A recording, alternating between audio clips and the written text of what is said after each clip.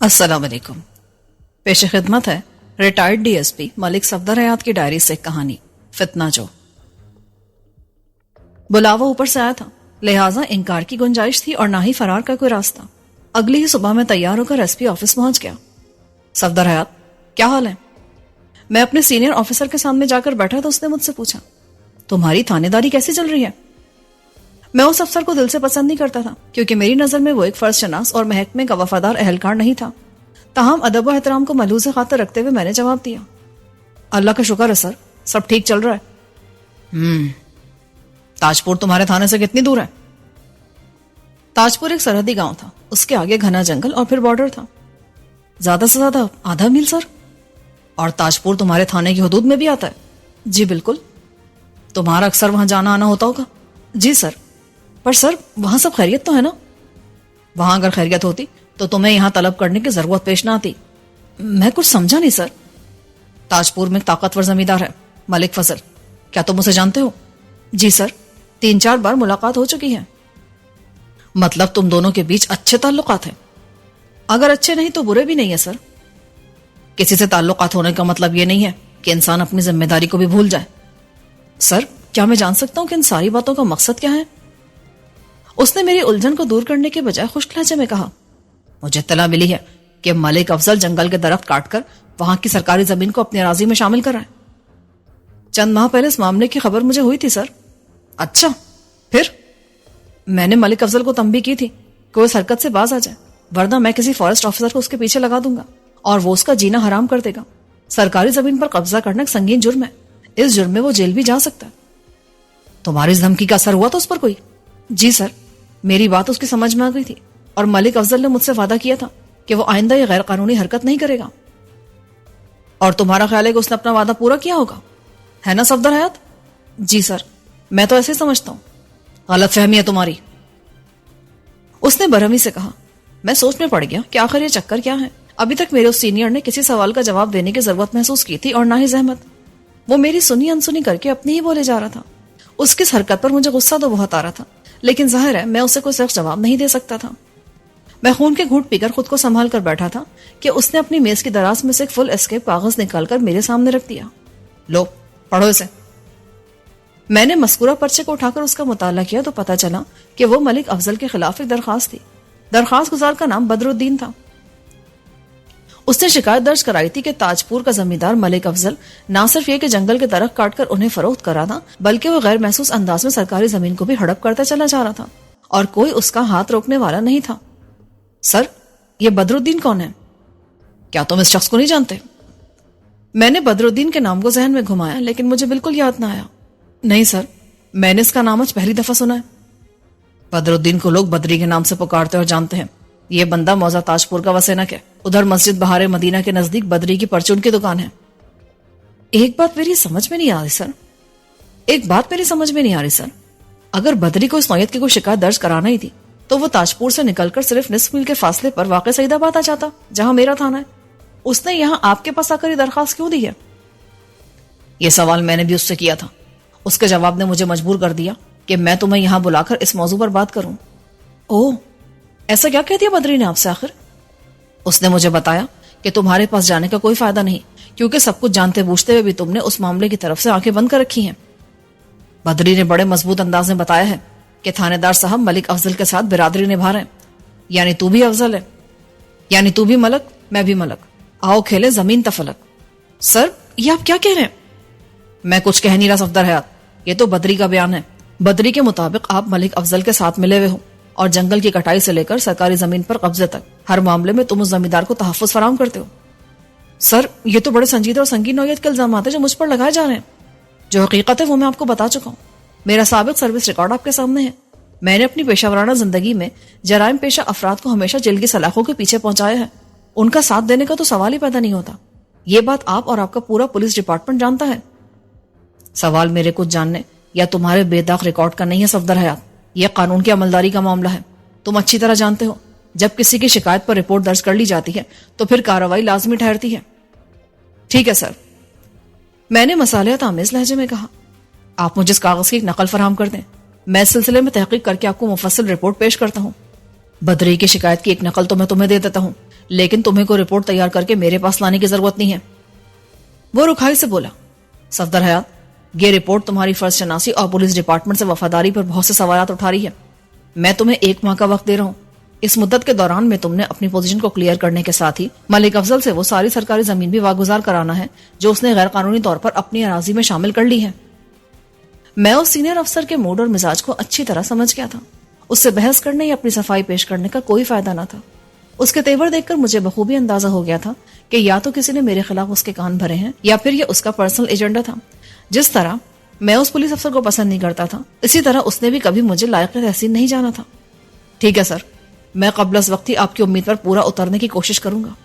میرا یہ جواب گول مول سا تھا. وہ چند لمحے ٹٹولتی نگاہوں سے مجھے دیکھتا رہا، پھر ایک مزمحل سانس خارج کرتے ہوئے بولا، اوکے، اب تم جا سکتے ہو. میں اس کے پاس سے اٹھا، اپنے جاننے والے 1-2 لوگوں سے تھوڑی سی گپ شپ کی اور واپس تھانے آ گیا. اگلے روز میں نے تاج پور کا رخ کیا.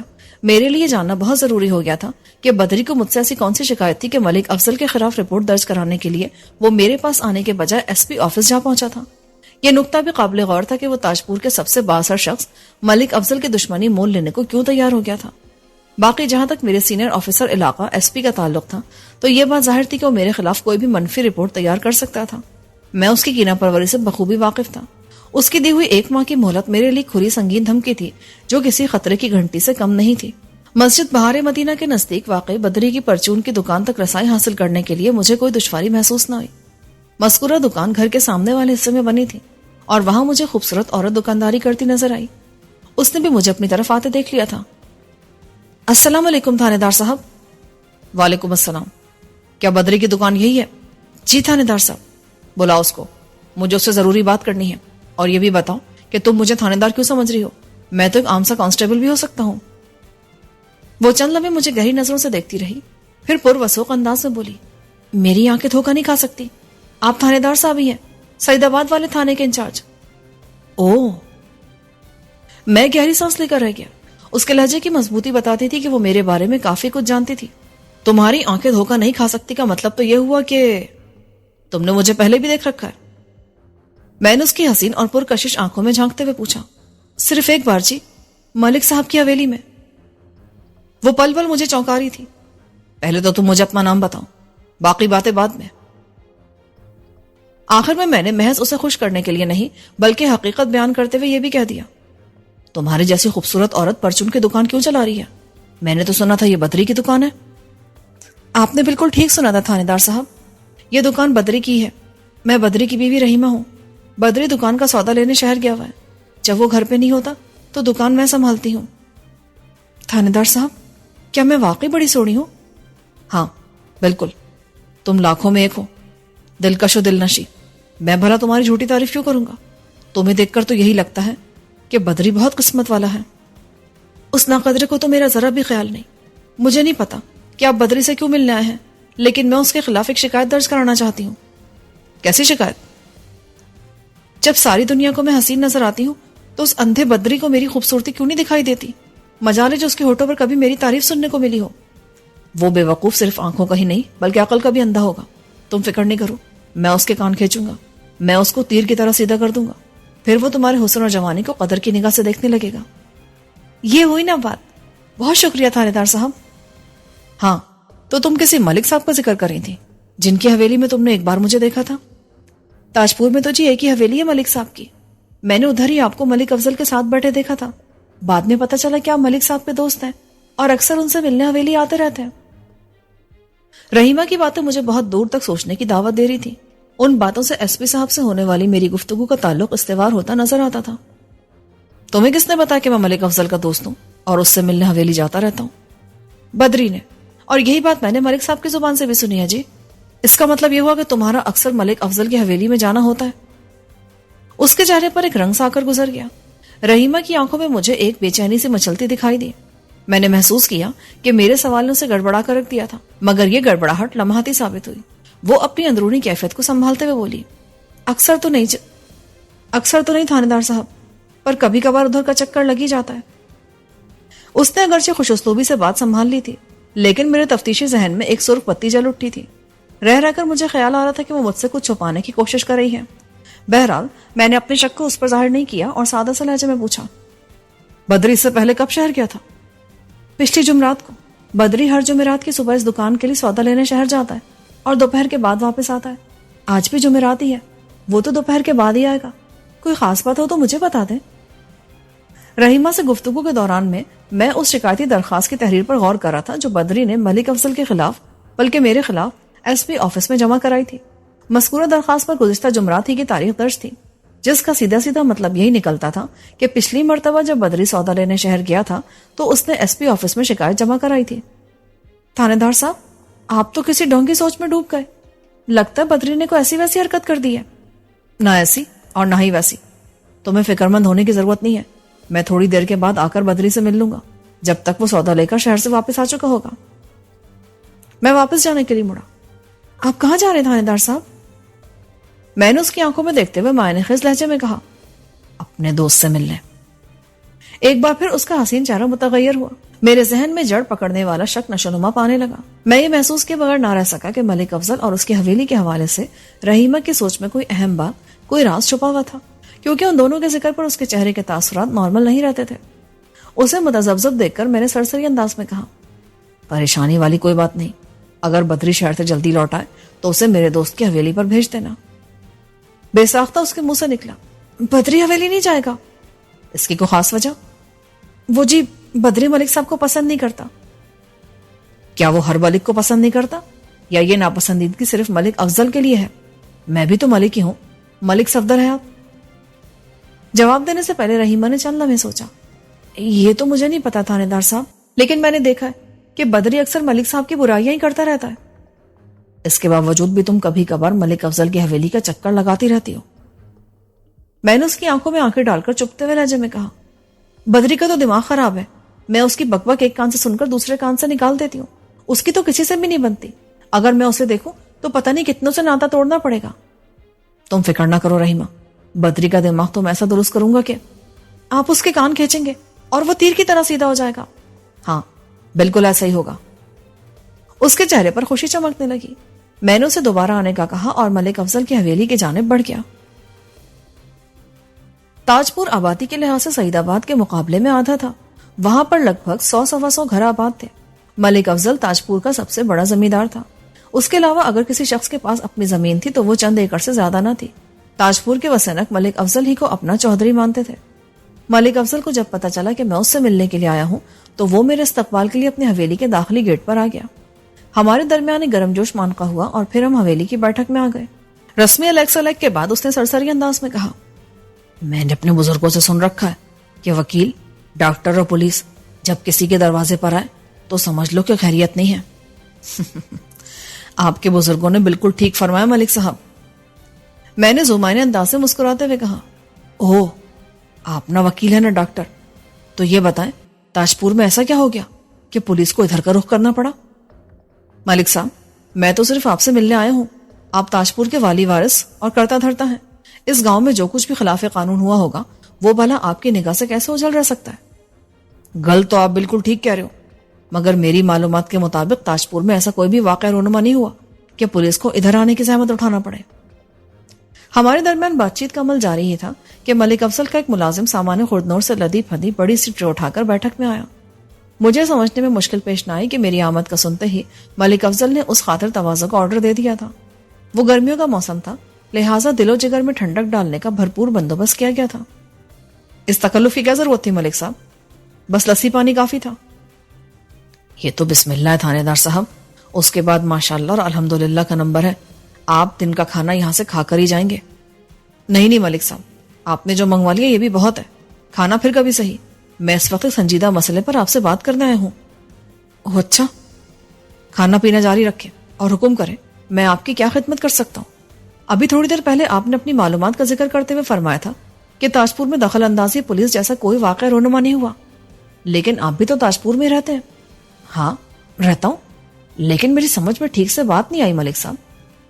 آپ کو یاد ہوگا چند ماہ پہلے میں نے آپ سے ایک درخواست کی تھی۔ جی ہاں مجھے یاد ہے، آپ کا اشارہ جنگل کی کٹائی اور وہاں کی زمین کی طرف ہے نا؟ جی آپ بالکل ٹھیک سمجھے، مگر افسوس کی بات ہے کہ آپ نے میری درخواست کو لائق توجہ نہیں جانا۔ یہ آپ کیا کہہ رہے ہیں ملک صاحب؟ آپ نے مجھے فارسٹ آفیسر کی دھمکی دی تھی، اس کے بعد میں نے اپنی اس غلطی کو دہرایا نہیں ہے۔ کیا واقعی؟ کیا آپ کو مجھ پہ بھروسہ نہیں ہے؟ بات بھروسے یا اعتبار کی نہیں ہے۔ پھر کیا بات ہے تھانے دار صاحب؟ آپ جو بھی کہنا چاہتے ہیں صاف الفاظ میں کہہ ڈالیں، میں آپ کی ہر شکایت کو دور کرنے کی کوشش کروں گا۔ مجھے ایس پی صاحب نے کل اپنا آفس بلایا تھا۔ میں نے بدری کا نام گول کرتے ہوئے گہری سنجیدگی سے کہا، وہاں پر کسی شخص نے آپ کے اور میرے خلاف رپورٹ درج کرائی ہے۔ ہم دونوں کے خلاف؟ ایسا کون سا معاملہ ہے جس میں آپ کو اور مجھے ایک ساتھ ملوث کیا جا رہا ہے؟ معاملہ تو سرکاری اراضی پر ناجائز قبضے اور درختوں کی غیر قانونی کٹائی کا ہی ہے ملک صاحب۔ اس کارروائی میں مجھے آپ کا ساتھی قرار دیا گیا ہے۔ رپورٹ کے مطابق میں ملک برادری کا کارڈ استعمال کرتے ہوئے اس غیر قانونی آپ کو ہر قسم کا تحفظ فراہم کروں، گویا اس جرم میں بھی آپ کے ساتھ ملا ہوا ہوں، جبکہ آپ اچھی طرح جانتے ہیں یہ حقیقت نہیں ہے۔ جی بالکل، بلکہ سچ تو یہ ہے کہ آپ نے مجھے اس کام سے روکا اور میں رک بھی گیا تھا، مگر کیا ایس پی صاحب نے آپ کو بتایا ہے کہ ہمارے خلاف ایسی شکایت کس نے درج کرائی ہے، اور وہ بندہ آپ کے پاس آنے کے بجائے سیدھا ایس پی آفس کیوں جا پہنچا؟ ملک افضل کے سوالات منطقی اور برمحل تھے۔ میں نے اپنے ذہن میں سوچے ہوئے پروگرام کے تحت اسے جواب دیا۔ شکایت کنندہ آپ کی شکایت لے کر میرے تھانے میں اس لیے نہیں آیا کہ اس کے خیال میں اس غیر قانونی کام میں آپ کا سب سے بڑا حمایتی ہوں، اور جہاں تک اس بندے کی شکایت میں وزن ہونے کا سوال ہے تو ایس پی صاحب نے اس کا نام ظاہر کیے بغیر مجھے بتایا ہے کہ وہ شخص تاجپور کا رہنے والا ہے۔ اوہ، مجھے بالکل یقین نہیں آ رہا کہ اتنی جرات کون کر سکتا ہے۔ اس گمبھیر گفتگو کے دوران میں مسلسل اس کے چہرے کے تاثرات کا جائزہ بھی لے رہا تھا۔ اس کی حیرت آمیز الجھن کے جواب میں نے معتدل انداز میں کہا، اب تو ویسی جرات کر چکا ہے ملک صاحب، اگر اس بندے کا پتہ چل جاتا تو میں ابھی اسے حویلی بلوا کر آپ کے سامنے اسے پوچھ تاچھ کرتا، پھر دودھ کا دودھ اور پانی کا پانی ہو جاتا۔ میں سمجھتا ہوں ایس پی صاحب نے شکایت کنندہ کا نام اسی لیے صیغہ راز میں رکھا ہے کہ کہیں آپ اس رپورٹ کے حوالے سے اس کے ساتھ کوئی زیادتی یا سختی نہ کریں۔ بہرحال ہمیں اس معاملے کو سنجیدگی سے لے کر دانش مندی سے حل کرنا ہے، ورنہ میں نے اپنے منصوبے کے تحت دانستہ جملہ ادھورا چھوڑا تو وہ اضطراری لہجے میں مستصفر ہوا۔ ورنہ کیا ملک صاحب؟ ورنہ یہ ملک صاحب کہ ہم دونوں کی خیر نہیں ہے۔ آپ تو ڈرانے والی باتیں کر رہے ہیں۔ میں آپ کے سامنے صرف حقیقت بیان کر رہا ہوں ملک صاحب۔ اگر ایس پی صاحب کے احکامات کی تعمیل نہ کی گئی تو آپ جائیں گے سیدھے جیل اور میری پیٹی اترے گی، مجھے عوامی لباس میں گھر جانا پڑے گا۔ کتنی مدت کے لیے اس بارے میں کچھ نہیں کہہ سکتا۔ آخر یہ ایس پی صاحب ہم سے چاہتے کیا ہیں؟ ان کا چاہنا صرف اور صرف آپ کی ذات سے تعلق رکھتا ہے ملک صاحب۔ میں تو اس لیے لپیٹ میں آ گیا ہوں کہ اول ہم دونوں کی برادری ایک ہے، دوم آپ کی زمین میرے تھانے کی حدود میں آتی ہے۔ ایس پی صاحب نے مجھے صرف 2 ہفتے کی مہلت دی ہے، میں نے دانستہ 4 ہفتے کی مہلت کو 2 میں بدلا۔ ان 15 دنوں میں میں نے آپ سے وہ ساری اراضی واگزار کرانا ہے جو جنگل کے درخت کاٹ کر آپ نے اپنی زمین میں شامل کر رکھی ہے۔ آپ جانتے ہیں آپ کے تعاون کے بغیر میں یہ کام نہیں کر سکتا، اور یہ تعاون 2 طرح کا ہو سکتا ہے۔ انتخاب کا حق بہرحال آپ کو حاصل ہے۔ آپ کون سے 2 تعاون کی بات کر رہے ہیں؟ نمبر 1، آپ شرافت کا مظاہرہ کرتے ہوئے اپنی اصل زمین کی حد بندی کر کے ناجائز طریقے سے گھیری ہوئی سرکاری اراضی کو بالکل آزاد کر دیں۔ یہ حد بندی بڑے واضح ہونے چاہیے تاکہ دور سے دیکھنے پر بھی معلوم ہو جائے کہ آپ کی زمین کہاں پر ختم ہوتی ہے اور کہاں سے جنگل شروع ہوتا ہے۔ نمبر 2، اگر میری یہ سیدھی سادھی بات آپ کی سمجھ میں نہ آئے تو پھر مجھے پٹواری اور دیگر متعلقہ افراد کی مدد سے قانون کی پوری طاقت استعمال کرتے ہوئے یہ کام نمٹانا پڑے گا۔ آپ کے پاس فرار کا کوئی راستہ نہیں ہے۔ ایسے یا ویسے تعاون تو آپ کو بہرحال کرنا ہی پڑے گا۔ آپ مجھے سوچنے کے لیے تھوڑا سا ٹائم دے سکتے ہیں؟ ہاں بالکل، یہ آپ کا حق ہے ملک صاحب۔ میں 1 ہفتے کے بعد دوبارہ آپ کے پاس آؤں گا، مجھے امید ہے تب تک آپ کسی معقول فیصلے تک پہنچ چکے ہوں گے۔ اس کے بعد میں وہاں مزید نہیں رکا۔ مجھے ملک افضل سے جو بھی کہنا تھا وہ میں نے بڑے مناسب طریقے سے اس کی گوش گزار کر دیا تھا۔ میں نے اسے جو کچھ چھپایا وہ تقاضۂ حالات تھا۔ اگر ملک افضل کو یہ معلوم ہو جاتا کہ اس کے خلاف شکایت درج کرانے والا تاجپور کا ایک معمولی سے پرچون فروش ہے تو وہ بدر الدین عرف بدری کی زندگی عذاب کر دیتا۔ یہ گتھی ابھی تک میں سلجھا بھی نہ پایا تھا کہ بدری نے ایسا سنگین قدم اٹھانے کے بارے میں آخر سوچا کیسے۔ کوئی کنیکشن نظر نہیں آتا تھا۔ ملک افضل اول آخر سرکار کو چونا لگا رہا تھا۔ جنگل کے درخت بدری کی ملکیت نہیں تھے جو ان کی کٹائی اور بعد ازاں فروخت سے اسے کوئی نقصان پہنچ رہا ہو۔ ملک افضل جس سرکاری اراضی کو اپنی زمین کا حصہ بنا رہا تھا اس سے بھی بدری کا کچھ لینا دینا نہیں تھا۔ پھر وہ کس مقصد کے تحت اس معاملے میں کودا تھا؟ اس کی حیثیت اور طاقت اتنی نہیں تھی کہ وہ تاجپور کے سب سے بااثر شخص سے ٹکر لے سکے۔ پھر وہ ملک افضل کی دشمنی پر کیوں اتر آیا تھا؟ مجھے تو اس کھٹراک میں کوئی بڑی گڑبڑ نظر آ رہی تھی۔ ملک افضل کو تذبذب کا شکار چھوڑ کر میں اس کی حویلی سے نکل آیا۔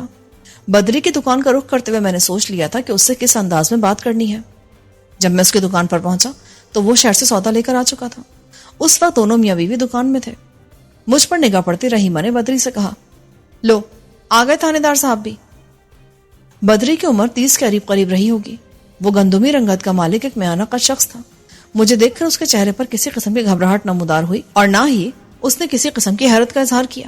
وہ اپنا ایک ہاتھ پیشانی کی جانب لے جاتے ہوئے بڑے ادب سے بولا، سلام تھانے دار صاحب، رحیمہ نے بتایا مجھے کہ آپ کو مجھ سے کوئی خاص بات کرنی ہے۔ بدری کے رد عمل نے مجھے الجھن میں ڈال دیا، تاہم میں نے اپنی اندرونی کیفیت کو چہرے سے ظاہر نہیں ہونے دیا۔ بات خاص الخاص ہے، اب تم بتاؤ، تمہاری بیوی کے سامنے قصہ چھیڑوں یا علیحدگی میں تمہاری خبر لوں؟ جو بھی کہنا ہے، میری موجودگی میں کیا تھانے دار جی؟ رحیمہ ٹھیک کہتی تھانے دار صاحب، میرا ایسا کوئی بھی معاملہ نہیں ہے جو رحیمہ سے چھپا ہوا ہو۔ اس کا اعتماد میری الجھن کو بڑھاوا دے رہا تھا۔ سوچ لو، بعد میں مجھ سے گلہ نہ کرنا۔ ٹھیک ہے جناب، خیر ہے، آپ رحیمہ کے سامنے میرے بارے میں ہر قسم کی بات کر سکتے ہیں۔ ایس پی علاقہ نے مجھے بتایا تھا کہ بدری محض اس لیے میرے پاس نہیں آیا تھا کہ وہ مجھے ملک افضل کا ساتھی سمجھتا تھا۔ اس نے میرے علم میں لائے بغیر اوپر شکایت درج کرائی تھی۔ اگر ایس پی کے اس بیان کو سچ مان لیا جاتا تو مجھ پر نگاہ پڑتے ہی بدری کو چوکنا ہو جانا چاہیے تھا، بلکہ جب میں نے واضح الفاظ میں یہ کہا کہ اس سے کوئی خاص بات کرنے کے لیے میں آیا ہوں تو اس کا گھبرانا لازمی تھا، لیکن ایسا کچھ نہیں ہوا۔ بدری کے تاثرات میں مجھے کسی قسم کی پریشانی یا فکر مندی دکھائی نہیں دے رہی تھی۔ اس سے تو یہ ظاہر ہوتا تھا کہ یا تو بدری اندر سے بہت مضبوط تھا یا پھر ایس پی نے بدری کے کندھے پر بندوق رکھ کر مجھ سے غلط بیانی کی تھی۔ ملک افضل نے بھی مجھے یقین دلانے کی کوشش کی تھی کہ میرے منع کرنے کے بعد وہ جنگل کی کٹائی اور سرکاری زمین پر قبضے سے باز آ گیا تھا۔ یہ سارا معاملہ مجھے گڑبڑ نظر آ رہا تھا اور میں نے حالات حاضرہ کی حقیقت تک پہنچنا تھا۔ اس کار نیک کا آغاز میں نے بدری سے کیا۔ اگر تمہیں کوئی اعتراض نہ ہو تو میں رحیمہ کے سامنے تم سے پوچھ لیتا ہوں، بعد میں مجھ سے شکوہ نہ کرنا۔ میں تم سے جو پوچھنے والا ہوں اس سے تمہاری زندگی میں بھونچال بھی آ سکتا ہے۔ بدری، تم نے ایسا کیا کر دیا کہ تھاندار صاحب کو خود چل کر یہاں آنا پڑا ہے؟ میں نے تو کچھ نہیں کیا، میری تو خود سمجھ نہیں آ رہا کہ یہ سب ہو کیا رہا ہے۔ آپ لوگ چونچے لڑانا بند کرو تو میں اپنا کام شروع کروں۔ میں نے قدرے سخت لہجے میں کہا، کیا تم پچھلی جمعرات کو شہر گئے تھے؟ جی ہاں، گیا تھا۔ میں تو اپنی دکان کا سودا لینے ہر جمعرات کو شہر جاتا ہوں۔ ہر جمعرات کو رکھو ایک طرف اور اپنے دھیان کو صرف پچھلی جمعرات پر لگاؤ، اور اگر تم نے میرے کسی سوال کے جواب میں جھوٹ بولا تو میں تمہیں تھانے میں الٹا لٹکا کر تمہاری چمڑی کھینچ لوں گا۔ میری اس کھلی دھمکی کے بعد اس کے چہرے پر جو سراسیم کی نظر آنی چاہیے تھی وہ مجھے دکھائی نہیں دی۔ اس نے بے چینی سے پہلو بدلا اور الجھن زدہ لہجے میں بولا، تھانے دار صاحب، آپ مجھ سے جو پوچھیں گے میں اس کا ٹھیک ٹھیک جواب دوں گا۔ تم رانو کو جانتے ہو؟ میں نے بدری کے چہرے کے تاثرات کا جائزہ لیتے ہوئے کڑے لہجے میں پوچھا۔ نہیں جی، یہ کون ہے تھانے دار صاحب؟ میری زبان سے رانو کا نام سن کر رحیمہ کے کان کھڑے ہو گئے۔ کیا تمہارے کو 8-10 رانو سے تعلقات ہیں؟ جو تم پوچھ رہے ہو کون رانو؟ میں نے غصے سے کہا، میں اس رانو کی بات کر رہا ہوں جس کا اصل نام فہمیدہ ہے اور اس کے خاوند کا نام پرویز ہے۔ پرویز کسی ہوٹل پر کام کرتا ہے۔ ان دونوں کی ایک بیٹی ہے جسے وہ پیار سے مٹھو کہتے ہیں۔ کچھ یاد آیا تمہیں؟ نہیں سرکار، میں ان میں سے کسی کو نہیں جانتا۔ تو اس کا مطلب ہے تم شرافت سے زبان نہیں کھولو گے۔ مجھے رحیمہ کے سامنے تمہاری درگت بنانا پڑے گی۔ آپ مجھے بتائیں جی، یہ کمبخت رانو کا چکر کیا ہے؟ میں خود اس بدری کے منہ سے حقیقت اگلوانے میں آپ کی مدد کروں گی۔ بتا دو بدری؟ بتا دے جو بتانا ہے، میں کسی رانو کو نہیں جانتا، تو پھر ڈر کیسا؟ وہ بیزاری سے بولا، بدری، تم نے صرف ڈر کا نام سنا ہے، اس سے کبھی تمہارا پالا نہیں پڑا۔ اگر تم نے مجھے چکر دینے کی کوشش کی تو میں تمہارا وہ حشر کروں گا کہ تمہیں ڈر کے سوا اور کچھ یاد نہیں رہے گا۔ میں نے اپنے منصوبے کو آگے بڑھاتے ہوئے کہا۔ اس کے چہرے اور آنکھوں میں فکر مندی یا پریشانی نہیں بلکہ کوفت اور اکتاہٹ کو نمودار ہوتے دیکھ کر میری تشویش میں اضافہ ہو گیا۔ میرا پیشہ ورانہ تجربہ مجھے بتا رہا تھا کہ بدری کا ملک افضل کے معاملات سے کچھ لینا دینا نہیں۔ مجرم کی نفسیات مجھ سے ڈھکی چھپی نہیں تھی۔ بدری چاہے کتنا بھی منجھا ہوا کیوں نہ ہوتا، وہ اپنی اندرونی کیفیت کو زیادہ دیر تک مجھ سے پوشیدہ نہیں رکھ سکتا تھا۔ رانو کا خاوند پرویز کل میرے پاس تھانے آیا تھا۔ اس نے تمہارے خلاف رپورٹ درج کرائی ہے۔ رپورٹ؟ کیسی رپورٹ؟ تم نے پچھلی جمعرات شہر میں ایس پی آفس کے نزدیک پرویز کی بیوی رانو کو چھڑا تھا۔ تم نے رانو سے گندی اور واہیات باتیں کی تھی۔ رانو نے تمہاری اس حرکت پر شور مچا کر لوگوں کو وہاں جمع کر لیا اور ایک من چلے نوجوان نے 2-4 تھپڑ بھی تمہیں رسید کر دیے۔ بعد میں پتا چلا ہے کہ میں نے ڈرامائی انداز میں توقف کرنے کے بعد ان الفاظ میں اضافہ کیا، بعد میں پرویز کو کسی نے بتایا کہ تم ایس پی آفس کے اندر سے نکلتے دکھائی دیے تھے۔ پرویز وہاں تمہارے بارے میں پوچھنے گیا تو اسے بتایا گیا کہ تمہارا نام بدر الدین عرف بدری ہے، تم تاجپور کے رہنے والے ہو۔ ایس پی آفس میں کل کسی کے خلاف رپورٹ لکھوانے آئے تھے، اس لیے کل پرویز سیدھا میرے پاس آیا۔ اس نے مجھ سے تمہاری شکایت کی، میں نے اسے سمجھا بجھا کر واپس بھیج دیا، لیکن تمہاری اس بدماشی کے سلسلے میں کارروائی تو ضروری ہے نا۔ میری کچھ سمجھ میں نہیں آ رہا کہ آپ کیا کہہ رہے ہیں۔ وہ دونوں ہاتھوں سے اپنے سر کو تھامتے ہوئے فریادی لہجے میں بولا، تھانے دار جی، میں قسم کھا کر کہتا ہوں کہ رانو اور اس کا گھر والا بالکل جھوٹ بول رہے ہیں، میرا اس معاملے سے کوئی تعلق واسطہ نہیں ہے۔ تمہارا مطلب ہے رانو سے بدتمیزی کرنے والے معاملے سے تمہارا کوئی تعلق نہیں؟ جی بالکل نہیں۔ اور ایس پی آفس میں ملک افضل کے خلاف رپورٹ درج کرانے کے بارے میں کیا کہتے ہو؟ او تیرا بیڑا غرق چائے بدری، یہ تو نے کیا کر ڈالا؟ ایک تو پرائی عورتوں کو سرے بازار چھیڑتے ہو اور تم نے اپنے ملک صاحب کی شکایت اوپر پہنچا دی۔ آخر تم نے کیا سوچ کر یہ حرکت کی ہے؟ کیا جیتے جی مرنے کا ارادہ ہے؟ ملک افضل صاحب کی طاقت کا اندازہ تو ہے نا تجھے؟ میں نے کچھ نہیں کیا رحیمہ، شاید تھانے دار جی کو کوئی غلط فہمی ہو گئی ہے۔ اس نے میری طرف دیکھ کر ہاتھ جوڑ کے متلجیانہ انداز میں کہا، آپ میری بات کا یقین کریں سرکار، میں نے کسی رانو شانو کے ساتھ چھڑخانی نہیں کی، اور مجھے تو پتا بھی نہیں کہ شہر میں ایس پی صاحب کا آفس ہے کہاں۔ میں تو ہر جمعرات کو اپنی دکان کے لیے سودا لینے شہر جاتا ہوں اور اپنا کام نمٹانے کے بعد سیدھا واپس آ جاتا ہوں۔ یہ ٹھیک ہے کہ میں ملک صاحب کو زیادہ پسند نہیں کرتا، لیکن میری کیا مجال کہ میں ان کے خلاف کوئی رپورٹ درج کراؤں۔ میں تو کہتا ہوں جناب کہ… وہ سانس ہموار کرنے کے لیے رکا اور پھر رازدارانہ انداز میں بولا، یہ پرویز کو بہت ہی خطرناک اور چالباز بندہ لگتا ہے میرے کو۔ ہو سکتا ہے اس کا تعلق تاجپور سے ہی ہو اور اس نے مجھے پھنسانے کے لیے پرویز کا فرضی نام اختیار کر کے آپ کے پاس میرے خلاف رپورٹ درج کرا دی ہو تاکہ ملک افضل میرا دشمن بن جائے۔ ہاں، اس دنیا میں تم ہی تو شریف اور سیدھے سادے انسان ہو، باقی سب تو لچے لفنگے اور ڈاکو لوٹے رہے ہیں۔ ایک منٹ رحیمہ، بدری کی بات میں مجھے اچھا خاصا وزن محسوس ہو رہا ہے۔ این ممکن ہے تاجپور کا ہی کوئی وسینک اس کے خلاف سازش کر رہا ہو۔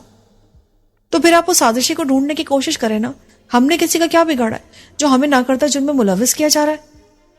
میں اس فتنہ جو سازشی انسان کو بہت جلد تلاش کر لوں گا رحیمہ، لیکن اس مقصد کو حاصل کرنے کے لیے مجھے تم دونوں کا تعاون درکار ہوگا۔ کیسا تعاون تھانے دار صاحب؟ بدری نے چونکے ہوئے لہجے میں کہا، آپ جو بھی کہیں گے جی، ہم وہ کرنے کو تیار ہیں۔ ہمارے درمیان ابھی جو گفتگو ہوئی ہے یہ کسی چوتھے شخص کے کانوں تک نہیں پہنچنی چاہیے۔ کیا تم لوگ مجھ سے وعدہ کرتے ہو کہ اس راز کو اپنے سینے میں دفن کر کے رکھو گے؟ ہاں جی، ہم وعدہ کرتے ہیں۔ وہ دونوں بیک زبان ہو کر بولے، میں نے ملک افضل سے ملاقات کے دوران میں ایک بار ہی ایس پی آفس میں اس کے خلاف درج کرائی جانے والی شکایت کا ذکر کیا تھا، لیکن اس حوالے سے میں ان دونوں میاں بیوی سے ڈھیروں باتیں کر چکا تھا۔ میں نہیں چاہتا تھا ان کے منہ سے معاملہ نکل کر کسی بھی طرح ملک افضل تک پہنچے، اس لیے میں نے ان سے زبان بندی کا وعدہ لیا تھا۔ بس تو پھر ٹھیک ہے، باقی سب کچھ میں سنبھال لوں گا۔ انہوں نے میرا شکریہ ادا کیا اور میں ان کے گھر سے نکل آیا۔ تاجپور اور میرے تھانے کے درمیان، جیسا کہ میں نے پہلے بتایا، محض آدھے میل کی مسافت تھی۔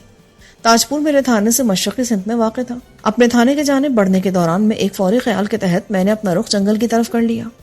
تاجپور کی آبادی کے آگے دور تک ملک افضل کی زرعی اراضی پھیلی ہوئی تھی۔ اس کے بعد گھنا جنگل شروع ہو جاتا تھا۔ جنگل کا تمام ایریا پاکستان کی حدود میں آتا تھا۔ مذکورہ جنگل کے دوسرے سرے پر کوئی 1/4 میل کی دوری پر انڈو پاک بارڈر واقع تھا۔ یہ سرحد بہت ہی حساس تصور کی جاتی تھی۔ جلدی ملک افضل کی زمین کے اس حصے پر پہنچ گیا میں، جس کے بعد جنگل کے درختوں کا سلسلہ شروع ہو جاتا تھا۔ جس فوری خیال نے مجھے ادھر کا رخ کرنے پر مجبور کیا تھا، اس کے زیر اثر میں بنظر غیر کٹے ہوئے درختوں کا جائزہ لینے میں مصروف ہو گیا۔ 15-20 منٹ کی اس مشاہداتی تحقیق میں اس نتیجے پر پہنچا کہ ملک افضل نے مجھ سے غلط بیانی نہیں کی تھی۔ کٹے ہوئے درختوں کے جو تنے میری نگاہ سے گزرے، انہیں دیکھ کر تو یہی پتہ چلتا تھا کہ 2-3 ماہ پہلے ان پر کلہاڑی اور آری چلائی گئی تھی۔ تازہ اور پرانے کٹے ہوئے درخت کی حالت ایک دوسرے سے قطعی مختلف ہوتی ہے۔ گویا ملک افضل نے میری وارننگ پر جنگل کی کٹائی کا سلسلہ روک دیا تھا۔ تو پھر وہ کون تھا جسے ملک افضل کے خلاف قانون کو متحرک کرنے کی ضرورت پیش آئی تھی؟ اس پورے کیس میں سب سے اہم سوال تھا۔ قصبہ سعید آباد میں واقع میرے تھانے کا عملہ محض 5 نفوس پر مشتمل تھا، یعنی میں، حوالدار وزیر علی اور 3 کانسٹیبلز، رب نواز، ابرار اور اللہ رکھا۔ ان میں حوالدار وزیر علی عمر اور تجربے میں دوسروں سے سینئر تھا اور قابل بھروسہ بھی۔ علاقہ ایس پی نے مجھ سے جس نوعیت کی گفتگو کی تھی، اس بارے میں وزیر علی کو میں نے کھل کر بتا دیا تھا۔ گزشتہ روز میں نے تاجپور یاترا کے دوران میں بدری اور ملک افضل سے جو ملاقات کی، اس کا احوال بھی میں وزیر علی کے گوش گزار کر چکا تھا۔ اس وقت ہم دونوں سر جوڑے اسی الجھن کو سلجھانے کے حوالے سے بات کر رہے تھے۔ ملک صاحب، مجھے تو یہ معاملہ خاصا گمبھیر لگ رہا ہے۔ وزیر علی، اگر یہ مسئلہ سیدھا سادہ ہوتا تو اس میں پریشان ہونے کی ضرورت نہیں تھی۔ ایس پی ہمارا سینئر افسر ہے، ہم اس کے حکم کی تعمیل کرنے کے پابند ہیں۔ بات تو درست ہے کہ کچھ عرصے پہلے تک ملک افضل جنگل کے درختوں کو کاٹ کر اس لکڑی کو فروخت کرنے کے علاوہ سرکاری زمین کو بھی اپنی اراضی میں شامل کرتا جا رہا تھا، مگر اب ایسا نہیں ہے۔ میں نے کل جنگل کا باریک بینی سے جائزہ لیا ہے، وہاں مجھے ایک بھی تازہ کٹا ہوا درخت دکھائی نہیں دیا، اور ملک افضل بھی اسی نقطے پر اڑا رہا کہ میرے وارننگ دینے کے بعد وہ اس حرکت سے باز آ گیا تھا۔ لیکن ایس پی کا دعویٰ ہے کہ ملک افضل مسلسل جنگل کے درخت کاٹ کر سرکاری زمین کو ہڑپ کرتا جا رہا ہے، اور اس غیر قانونی کام میں ملک افضل کا پشت پناہ میں بنا ہوا ہوں۔ ملک صاحب، میں اتنے عرصے سے آپ کے ساتھ کام کر رہا ہوں، آپ کا کوئی بھی معاملہ مجھ سے چھپا ہوا نہیں ہے۔ میں یہ بھی جانتا ہوں کہ ملک افضل سے آپ کی بس دور کی سلام دعا ہے، اس بات کا تو سوال ہی پیدا نہیں ہوتا کہ آپ اس جرم میں ملک افضل کا ساتھ دے رہے ہوں۔ یہ تمہارا خیال ہے وزیر علی، جو 100% درست ہے، لیکن ایس پی کسی اور ہی انداز میں سوچ رہا ہے۔ یا تو ایس پی صاحب کو کوئی غلط فہمی ہو گئی ہے، یا پھر وہ آپ سے کسی قسم کی دشمنی نکال رہے ہیں۔ آپ کو ایس پی صاحب سے اوپر کسی سینئر افسر سے بات کرنی چاہیے۔ پورا ڈپارٹمنٹ آپ کے کردار اور کارکردگی سے واقف ہے، آج تک کسی بھی حوالے سے آپ پر انگلی نہیں اٹھائی گئی ہے۔ تم بالکل ٹھیک کہہ رہے ہو، اگر ضرورت محسوس ہوئی تو میں اس سلسلے میں ڈی آئی جی صاحب سے بات کروں گا، لیکن اس سے پہلے چند اہم کام نمٹانا ہوں گے۔ کون سا اہم کام؟ اول تو یہ پتہ چلانا ہوگا کہ آیا بدری نے واقعتاً ملک افضل اور میرے خلاف ایس پی آفس میں کوئی رپورٹ درج کرائی تھی؟ اگر ایسا ہے تو پھر یہ پتہ لگانا ہوگا کہ بدری کی ہم دونوں سے ایسی کون سی دشمنی ہے، اور یہ بھی کہ اس میں اتنی جرأت کہاں سے آ گئی۔ علاوہ سے یہ بھی دیکھنا ہوگا کہ ایس پی اور ملک افضل کے درمیان کوئی مخاصمت پہلے سے موجود ہے، یا محض مجھے نشانہ بنانے کے لیے ایس پی نے ملک افضل کی ذات کا سہارا لیا ہے۔ آپ نے کل بدری سے تفصیلی ملاقات کی ہے، میرا ذہن تو یہ بات تسلیم نہیں کر رہا کہ بدری نے ایس پی آفس جا کر کوئی ایسی شکایت درج کرائی ہو۔ آپ مجھ سے زیادہ تجربے کار اور جہاندیدہ ہیں ملک صاحب، آپ کو کیا لگتا ہے؟ میں تم سے مکمل اتفاق کرتا ہوں، مجھے بھی بدری بے قصور نظر آتا ہے، لیکن ایس پی نے اس بندے کا نام استعمال کیا ہے تو اس کے پیچھے ضرور کوئی نہ کوئی منطق ہوگی۔ میرے خیال میں ہمیں بدری پر خفیہ کام کرنا ہوگا، اسے معصوم اور بے ضرر سمجھ کر نظر انداز نہیں کیا جا سکتا۔ مجھے یقین ہے کہ ہماری یہ کوشش بارآور ثابت ہوگی۔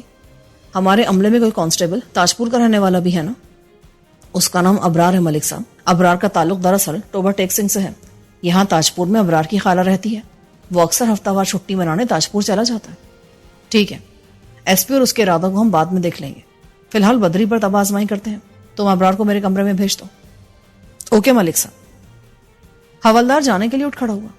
ایک بات کا خیال رہے وزیر علی، ہم جو کچھ کرنے جا رہے ہیں اس معاملے کی ہوا تک تھانے سے باہر نہیں نکلنی چاہیے، خاص طور پر ملک افضل اور بدری کو ہم پر ذرا سے بھی شک ہوا نا تو ہمارا سارا کھیل بگڑ جائے گا۔ میں سمجھ گیا جناب، آپ بالکل بے فکر ہو جائیں، یہ منصوبہ ٹاپ سیکرٹ رکھا جائے گا۔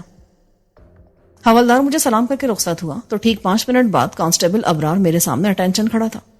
بیٹھ جاؤ ابرار۔ وہ کرسی کھینچ کر بیٹھ گیا۔ ابرار میرے اسٹاف میں سب سے کم عمر تھا، اس کی عمر 25 کے قریب رہی ہوگی۔ وہ مضبوط ہاتھ پیر کا مالک ایک مستعد پولیس اہلکار تھا۔ ابرار، کل تمہاری ہفتہ وار چھٹی ہے، یہ چھٹی کہاں گزارنے کا ارادہ ہے؟ جناب، تھانے سے نزدیک تو میری خالہ کا ہی گھر ہے، ایک دن کے لیے میں اپنے گھر ٹوبا ٹیک سنگھ تو نہیں جا سکتا، اگر آپ کہیں گے تو میں فریدہ خالہ سے ملنے نہیں جاؤں گا، ادھر تھانے میں موجود رہوں گا۔ میں تو تم سے ایسا ہرگز نہیں کہوں گا۔ جی، میں آپ کی بات نہیں سمجھا۔ میں نے کوئی بجھارت نہیں ڈالی، اسے سمجھنے میں تمہیں کو مشکل درپیش آ رہی ہو۔ میں صرف یہ چاہتا ہوں کہ اب کی بار تم ایک کے بجائے 3 چھٹیاں گزارنے اپنی خالہ کے گھر جاؤ۔ اچھا جی، اگر آپ مجھے 3 چھٹیاں دے رہے تو پھر میں ٹوبا ٹیک سنگھ کے چکر لگایا تو ملک صاحب۔ تم نے کہاں تک پڑھا ہے؟ جی میں پورے 5 جماعتیں پاس ہوں۔ اس کا مطلب یہ ہوا کہ تم نے پرائمری تک تعلیم حاصل کی ہے۔ اگر ان 5 جماعتوں کے ساتھ کچی اور پکی کو بھی شامل کر لیا جائے تو تم کل ملا کر 6-6.5 سال اسکول گئے ہوگے، ہے نا؟ آپ بالکل ٹھیک کہہ رہے ہیں جناب۔ تو پھر تمہیں اچھی طرح معلوم ہوگا کہ اسکول میں پڑھانے کے علاوہ ماسٹر صاحب ہوم ورک یعنی گھر پر کرنے کے لیے بھی کام دیا کرتے ہیں۔ جی بالکل ایسا ہی ہے ملک صاحب۔ تو بس سمجھ لو کہ یہ 2 اضافی چھٹیاں میں تمہیں خواہ نہیں دے رہا، ان چھٹیوں کے ساتھ تمہیں ہوم ورک بھی ملے گا۔ کیا تم تاجپور کے ملک افضل کو جانتے ہو؟ جی ہاں، ملک صاحب کو بھلا کون نہیں جانتا، وہ تو تاجپور کے سب سے بااثر انسان ہے۔ کیا ملک افضل بھی تمہیں اچھی طرح جانتا ہے؟ جانتا تو ہے ملک صاحب، اچھی طرح کا پر مجھے پتہ نہیں جناب۔ اور تاجپور کا بدر الدین عرف بدری کریانہ فروش بھی تمہارے لیے کوئی اجنبی شخص نہیں ہوگا؟ جی، میں بدری اور اس کی گھر والی رحیمہ سے واقف ہوں، وہ دونوں میاں بیوی مل کر پرچون کی دکان چلاتے ہیں۔ میں نے کئی بار ان کی دکان سے سودا بھی لیا ہے، لیکن وہ بولتے بولتے رکا، پھر عجیب سے لہجے میں بولا، آپ تو مجھے چھٹیوں کا کام بتانے والے تھے ملک صاحب۔ میں اسی طرف آ رہا ہوں پر تم سے صبر نہیں ہوا۔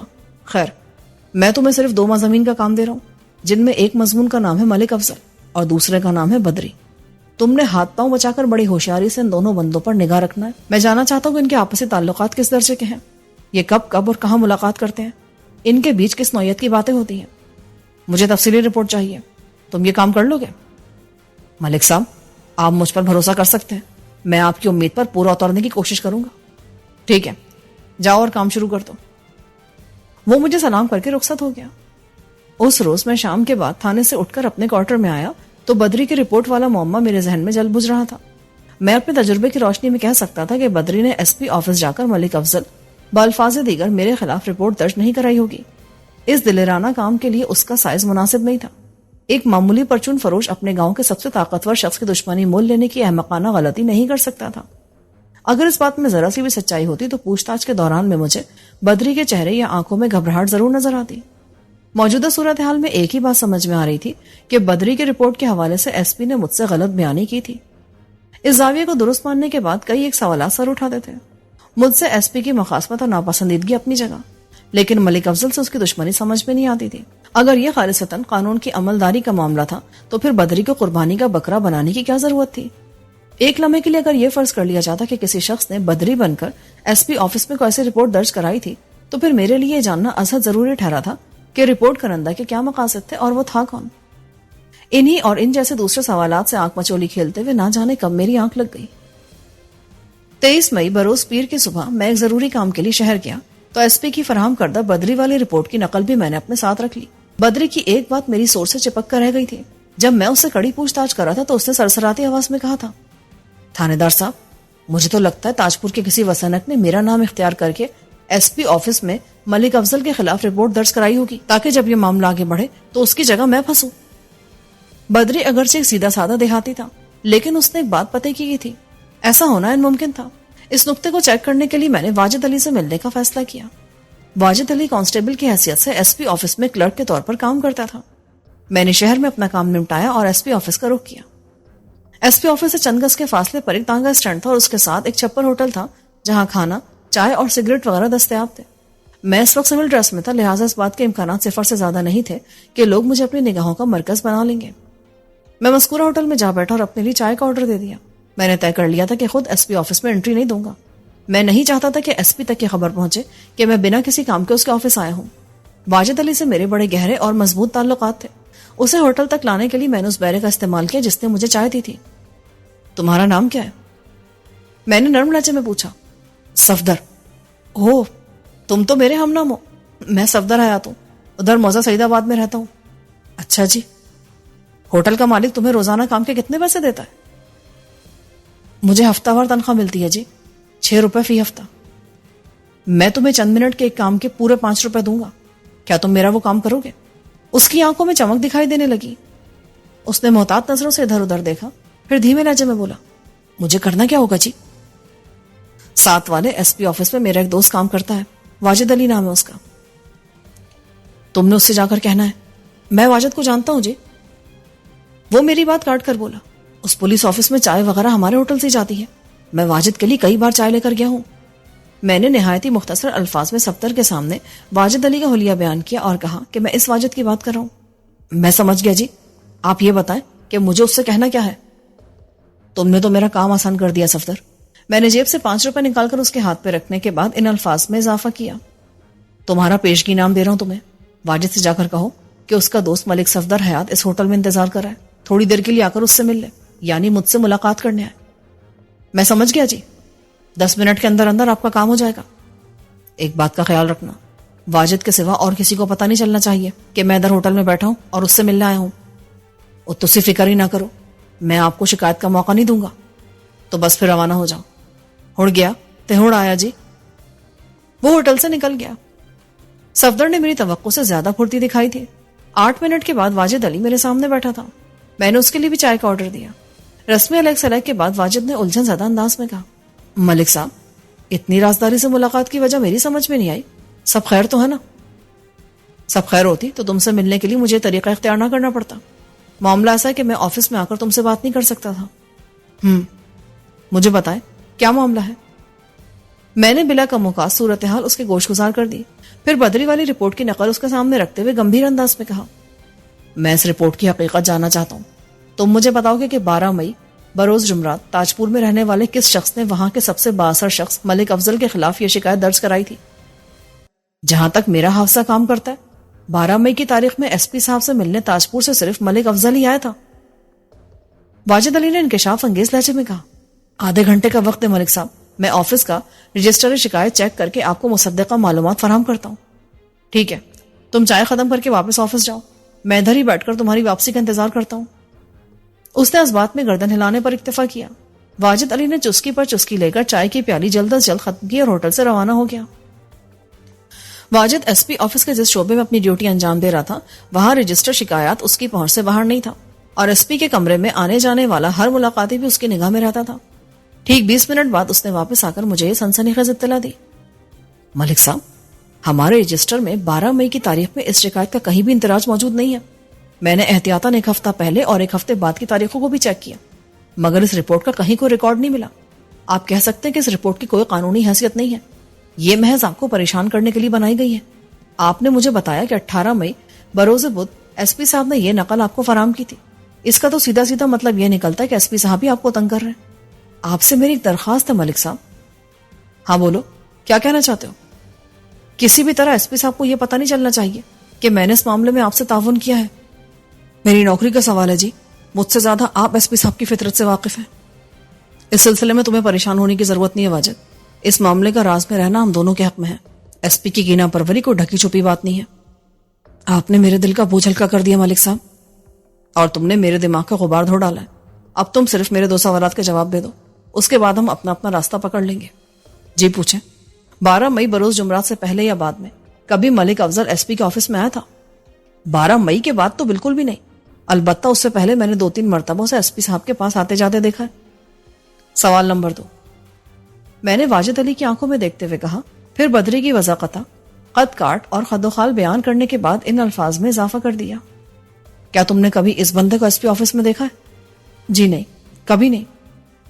میں نے واجد کا شکریہ ادا کیا اور ہوٹل سے نکل کر واپسی کے سفر پر روانہ ہو گیا۔ واجد علی سے ہونے والی اس ملاقات نے زیر نظر معاملے پر خاصی روشنی ڈالی تھی۔ ایک حقیقت کھل کر سامنے آ گئی تھی کہ 12 مئی کی تاریخ میں بدری یا کسی بھی شخص نے ایس پی آفس جا کر ملک افضل کے خلاف کسی قسم کی کوئی شکایت درج نہیں کرائی تھی۔ ہاں یہ ضرور تھا کہ مذکورہ روز ملک افضل نے ایس پی سے ملاقات کی تھی۔ واجد علی کے بیان کے مطابق ملک افضل اس سے پہلے بھی ایس پی سے ملنے کے لیے اس کے آفس آ چکا تھا۔ اس صورتحال سے ایک ہی بات سمجھ میں آ رہی تھی، یا تو ایس پی نے مجھ سے ملک افضل کو سرزنش کی غرض سے اپنے پاس بلایا تھا، اور یا پھر کسی معاملے میں وہ دونوں آپس میں ملے ہوئے تھے۔ میرے ذہن کے مطابق دوسرا امکان زیادہ روشن تھا، یہ کہ اس ابتدا میں جتنا سیدھا نظر آ رہا تھا آگے چل کر اتنا ہی پیچیدہ ہوتا چلا جا رہا تھا۔ اسٹڈی ہیئر سے مجھے ہی نمٹنا تھا۔ 25 مئی بروز بدھ کانسٹیبل ابرار تاجپور سے واپس لوٹ آیا۔ وہ اپنے ساتھ سنسنی خیز خبریں بھی لایا تھا۔ وہ شام کا وقت تھا، میں نے اسے فوراً اپنے کمرے میں بلا لیا۔ رسمی الیگ سلیگ کے بعد میں نے سوالیہ نظر سے اس کی طرف دیکھا۔ ابرار، تمہارے چہرے پر نظر آنے والے جوش سے تو یہی لگتا ہے کہ تم کوئی بڑا کارنامہ سر انجام دے کر لوٹے ہو۔ مجھے بتاؤ کیا رپورٹ ہے وہاں کی؟ ملک صاحب، آپ نے مجھے بدری اور ملک افضل پر نظر رکھنے کی ہدایت کی تھی، میں نے ان دونوں کے بیچ میں خطرناک تعلق ڈھونڈ نکالا ہے۔ کیسا تعلق؟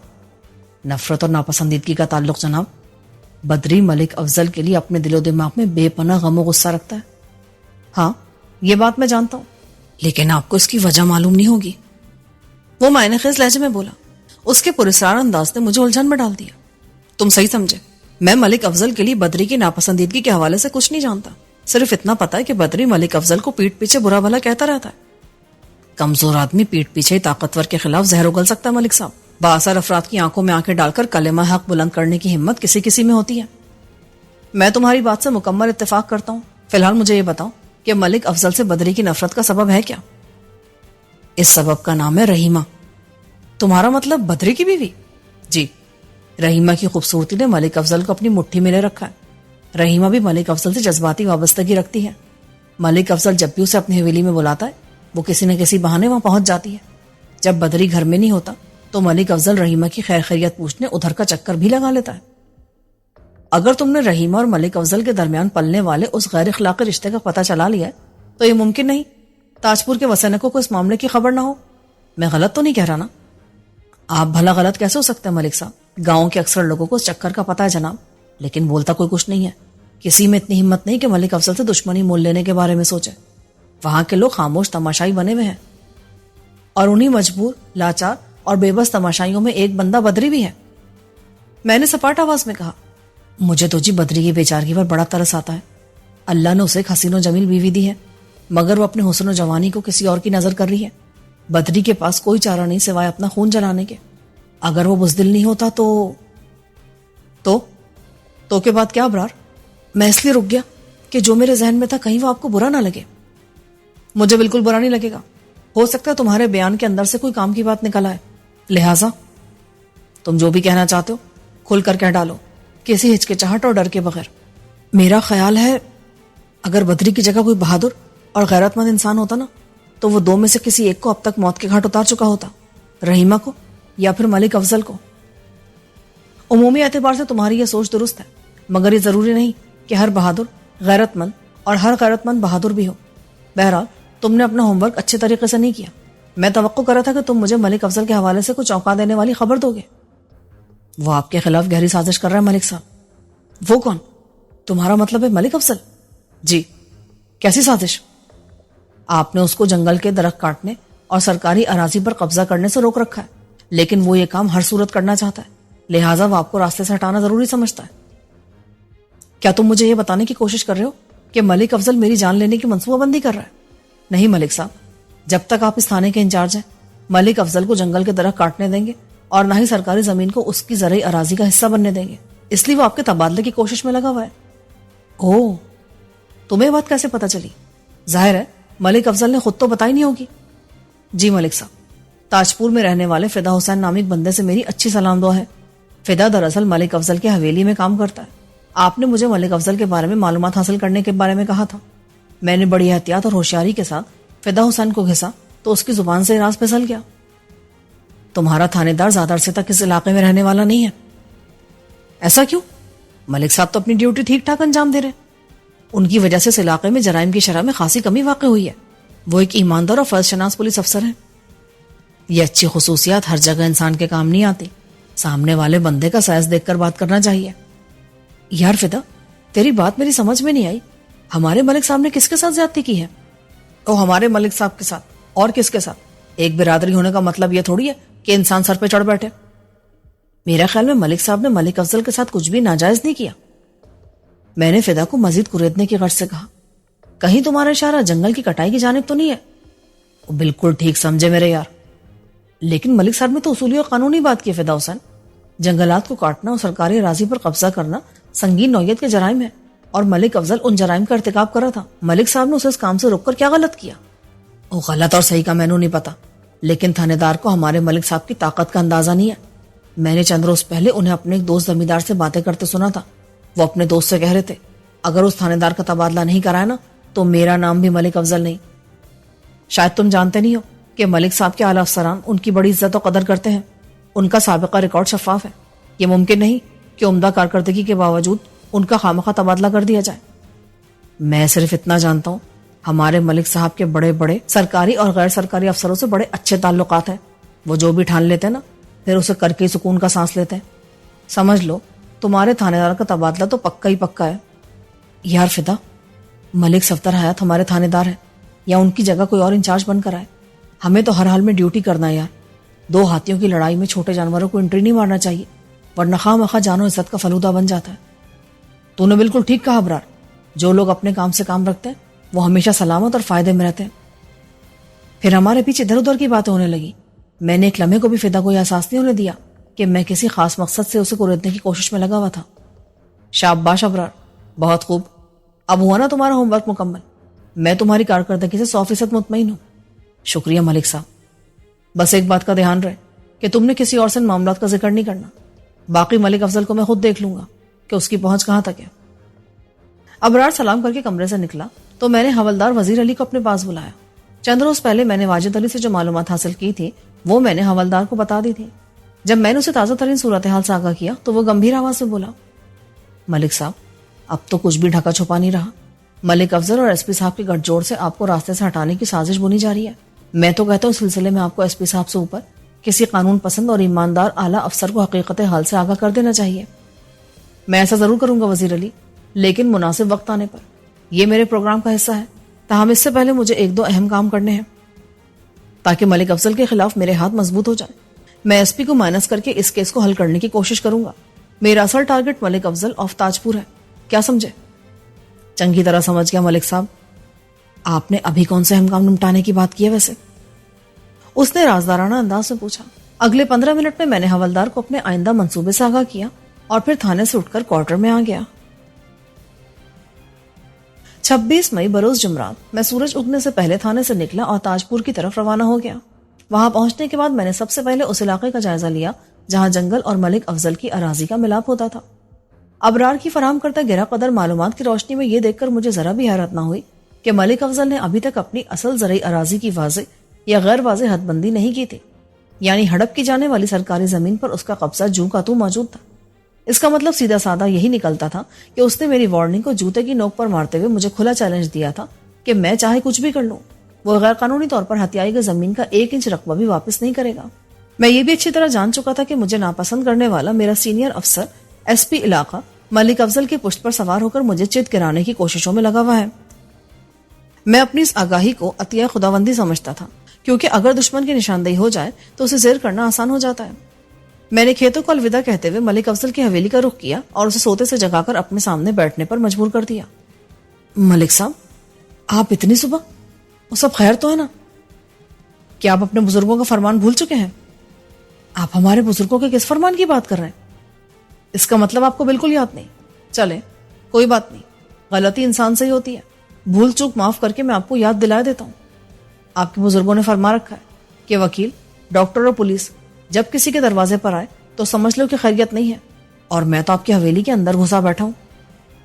اس کے چہرے پر ایک رنگ سا کر گزر گیا. مجھے سمجھنے میں کوئی دقت محسوس نہ ہوئی کہ میرا انداز تکلم اسے سخت ناگوار گزرا تھا. تاہم جواباً کوئی سخت بات کہنے کے بجائے وہ سرسری انداز سے بولا، آپ تشریف رکھیں، میں منہ ہاتھ دھو کر آتا ہوں، پھر آرام سے بیٹھ کر ایک ساتھ ناشتہ کرتے ہیں اور بات چیت کا سلسلہ بھی چلتا رہے گا. ملک صاحب، میں آپ کی حویلی میں ناشتہ کرنے نہیں آیا، اور باقی رہی بات چیت تو اس کے لیے آپ نے گنجائش کہاں چھوڑی ہے؟ میں اٹھ کھڑا ہوا. آخر ہوا کیا ہے؟ وہ نیم برہم لہجے میں بولا، میں نے آپ کو سرکاری زمین چھوڑنے اور اپنی زرعی اراضی کی واضح حد بندی کے لیے 1 ہفتے کی مہلت دی تھی، جو پچھلی شام کو پوری ہو چکی ہے.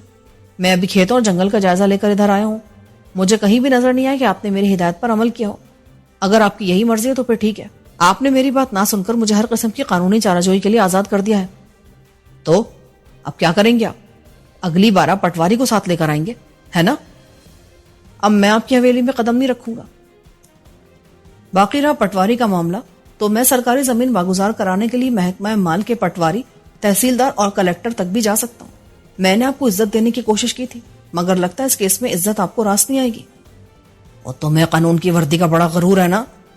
تم ملک افضل کی طاقت اور پہنچ سے واقف نہیں ہو. میں بھی دیکھتا ہوں کہ تم مجھ سے کس طرح وہ زمین واپس لیتے ہو. تمہاری ساری تھانے داری ناک کے راستے نہ نکال دی نا تو میں بھی اپنے باپ کا نہیں. وہ تیش کے عالم میں کچھ زیادہ ہی بول گیا.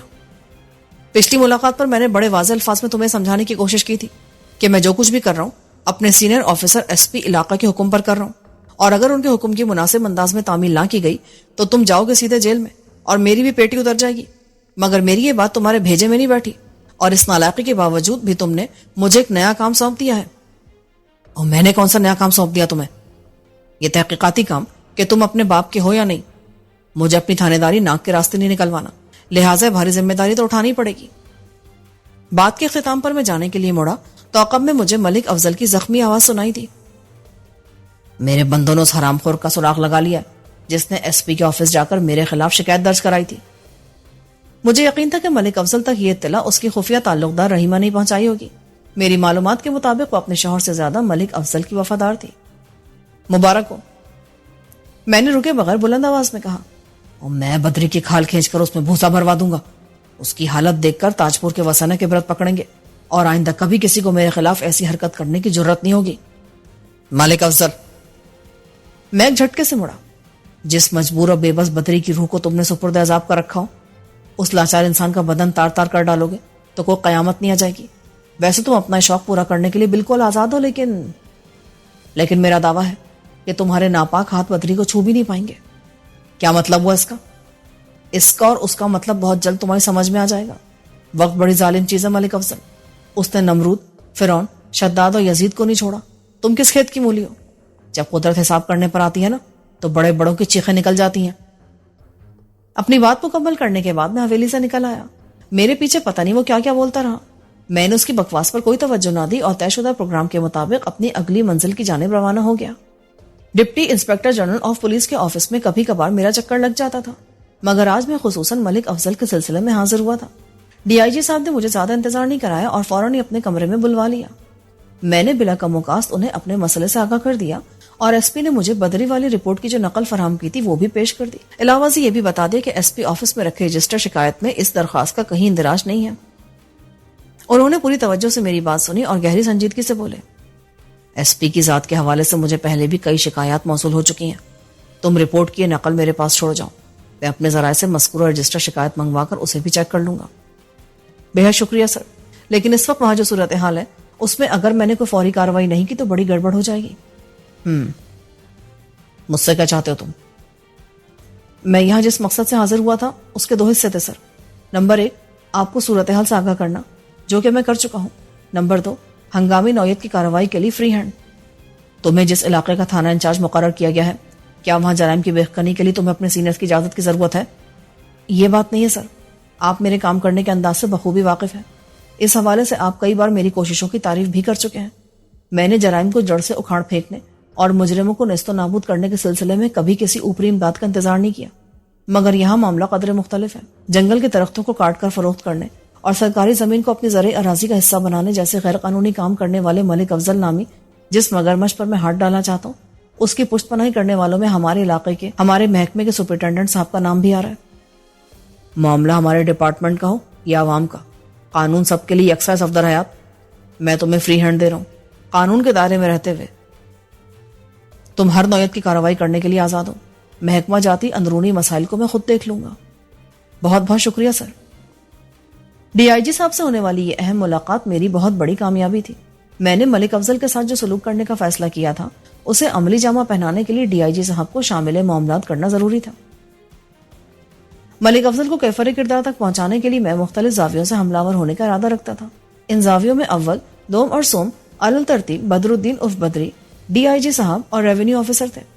میں دوپہر کے بعد ڈی آئی جی صاحب کے آفس سے نکلا اور اپنے ایک شناسہ افسر سے ملاقات کرنے ریونیو ڈپارٹمنٹ یعنی محکمہ مال کی سمت روانہ ہو گیا۔ ان آؤٹ ڈور کاموں کو نمٹانے میں پورا دن لگ گیا۔ یہ تو اچھا ہوا کہ وہ دن موسم گرما کے لمبے دن تھے، اگر موسم سرما ہوتا تو شاید میں کسی ایک کام کو بھی ڈھنگ سے انجام نہ دے پاتا۔ جب میں نے اپنے تھانے میں قدم رکھا تو مغرب کی اذان ہو رہی تھی۔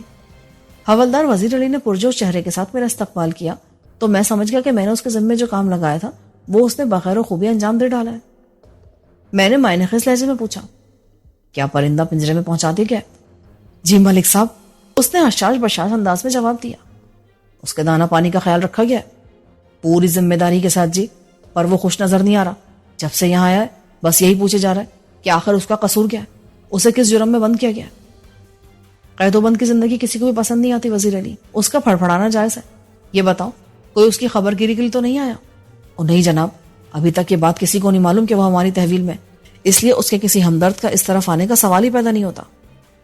صبح یہ سوال ہم خود اپنے اہم منصوبے کے مطابق پیدا کریں گے وزیر علی۔ دن بھر کی دوڑ دھوپ نے مجھے بری طرح تھکا دیا۔ میں فریش ہونے اپنے کوارٹر میں جا رہا ہوں، تھوڑی دیر بعد واپس آ کر اپنے سرکاری مہمان کی مزاج پرسی کرتا ہوں۔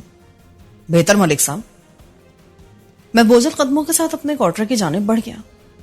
آج جمعرات کا دن تھا اور ہر جمعرات کو بدری اپنی دکان کے لیے سودا لینے شہر جایا کرتا تھا۔ تاجپور سے شہر جانے کے لیے سعید آباد سے گزرنا پڑتا تھا اور یہ راستہ میرے تھانے کے سامنے سے گزرتا تھا۔ صبح جب میں اپنے مشن پر روانہ ہو رہا تھا تو میں نے حوالدار کی ڈیوٹی لگا دی تھی کہ وہ بدری کو دیکھتے حوالات میں بند کر دے اور اس ہنگامی حراست کی کسی کو کانو کان خبر نہ ہو۔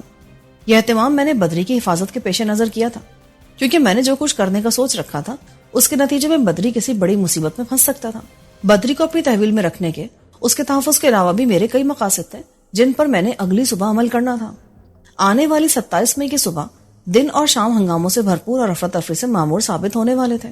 میں 15 سے 20 منٹ تک ہینڈ پمپ کے نیچے بیٹھ کر ٹھنڈے پانی کے تعاون سے اپنے بدن کی تھکاوٹ کو دھوتا رہا۔ اس غسل شامی نے مجھے ایک دم ہلکا پھلکا اور تازہ دم کر دیا۔ دوپہر کا کھانا میں نے کافی تاخیر سے شہر میں ہی کھا لیا تھا اور وہ بھی خوب سیر ہو کر، لہٰذا ابھی بھوک کا دور دور تک احساس نہ تھا۔ میں نے ایک سادہ لباس زیب تن کیا اور کوارٹر سے نکل کر اپنے کمرے میں آن بیٹھا۔ رات کے 8 بج رہے تھے۔ وزیر علی میرے پاس آ کر بولا، ملک صاحب بندے کو یہیں لے آؤ، یا ٹرائل روم میں تفتیش کرنے کا ارادہ ہے؟ بندہ نامی گرامی مجرم تو ہے نہیں کہ ٹرائل روم میں لے جا کر اس کی زبان کھلوانے کی کوشش کی جائے. ہم نے تو اپنی زبان کے الفاظ بدری کے دماغ میں اسٹور کرنا ہے، اس لیے تم اسے میرے پاس ہی لے آؤ. جو حکم جناب. 3 منٹ بعد بدری میرے سامنے کھڑا تھا. حوالدار میرے کمرے میں پہنچا کر میری آنکھ کے اشارے پر واپس چلا گیا تھا. بدری ان لمحات میں حیرت، پریشانی اور الجھن کا مرقع دکھائی دیتا تھا. بیٹھ جاؤ. تھانے دار صاحب، میں قسم کھا کر کہتا ہوں کہ میں نے پرویز کی بیوی رانو کے ساتھ کسی قسم کی کوئی غیر اخلاقی حرکت نہیں کی. آپ جی مجھ پر خواہ شک کر رہے ہیں. میں کوئی بھی کام خواہ نہیں کرتا بدری. بیٹھ کر بات کرو گے تو تمہاری عقل ٹھکانے آ جائے گی. آپ کے لوگوں نے مجھے صبح سے تھانے میں بند کر رکھا ہے، کوئی کچھ بتاتا ہی نہیں. میں نے آپ کے حوالدار سے کئی بار منت کی، پر وہ کہتا ہے کہ تھانے دار صاحب ہی مجھ سے بات کریں گے. میں آ گیا ہوں نا تم سے بات کرنے، اب شانت ہو جاؤ.